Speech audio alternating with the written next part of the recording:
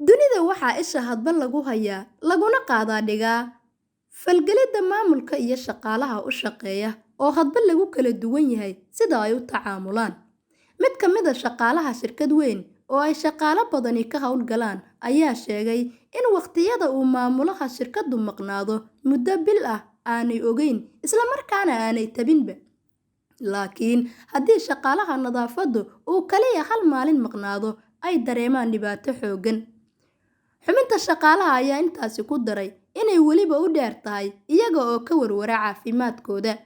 Hawsha socodkeeduna uu dhib badan ka qabsado, iyadoo hoos u dhacna uu ku yimaado wax soo saarka. Sidaa awgeed, qiimaha qofka shirkadda ma aha darajada uu hayo ee waa shaqada uu hayo. Dalka Jabaan, shaqaalaha ugu mushaarka badani waa xoogagga nadaafadda u xil saaran.